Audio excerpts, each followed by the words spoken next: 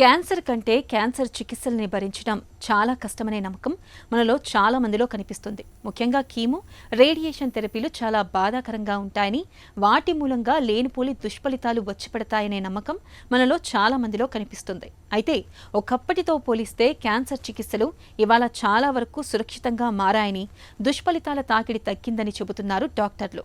Cancer చికిత్సలతో సాధారణంగా కనిపించే దుష్ఫలితాలు, వాటిని అధిగమించేందుకు తీసుకోవాల్సిన జాగ్రత్తల గురించి ఇప్పుడు తెలుసుకుందాం. ఈ క్యాన్సర్ చికిత్స వల్ల వచ్చే ఇబ్బందులన్నీ కూడా మిగతా చికిత్సలాగానే, అంటే మనకి క్యాన్సర్ కాకుండా మిగతా జబ్బులకి చికిత్స చేసేటప్పుడు ఎటువంటి ఇబ్బందులు ఉంటాయో అట్లాగే ఈ చికిత్సలతో కూడా ఆ ఇబ్బందులు ఉంటాయి. అవన్నీ మనం పూర్తిగా వాటి నుంచి బయటపడి రికవరీ అవటానికి అవకాశం ఉన్న ఇబ్బందులే ఎక్కువ శాతం మనకు ఎదురవుతూ ఉంటాయి. క్యాన్సర్ తీసుకునే సమయంలో ఎస్పెషల్లీ మనకి కీమోథెరపీ రిలేటెడ్ ట్రీట్మెంట్లో ఈ నీరసం అనేది ఎక్కువ మందిలో ఉంటుంది. ఇది కూడా మనిషికి మారిపోతుంటుంది. కొంతమంది చక్కగా తట్టుకుంటారు, కొంతమందికి ఏమో ఎక్కువ నీరసం అన్నీ వచ్చే అవకాశం ఉంటుంది.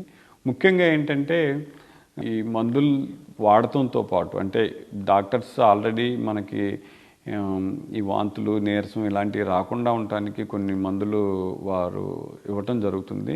వాటితో పాటు మనం మానసికంగా స్థైర్యంగా ఉండాల్సి ఉంటుంది. కొంత యోగా కానీ లేకపోతే ప్రాణాయామం లాంటివి చేసి కొంచెం మనం మైండ్ని డైవర్ట్ చేసుకోవాల్సి ఉంటుంది.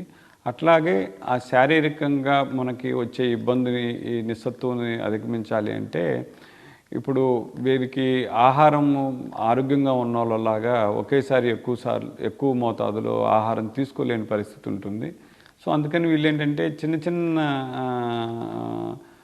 క్వాంటిటీ, అంటే కొద్దిగా అయినా సరే తరచుగా తీసుకుని ఎనర్జీని మనం ఉండేటట్టుగా చూసుకొని సమతుల్యమైన ఆహారం మొత్తం అన్నీ ప్రోటీను, గ్లూకోజు అన్నీ, ఫ్యాట్ అన్నీ సమతుల్యంగా వచ్చేటట్టు ఆహారం తీసుకుంటే కనుక మనం ఈ పరిస్థితులన్నింటినీ అధిగమించడానికి అవకాశం ఉంటుంది.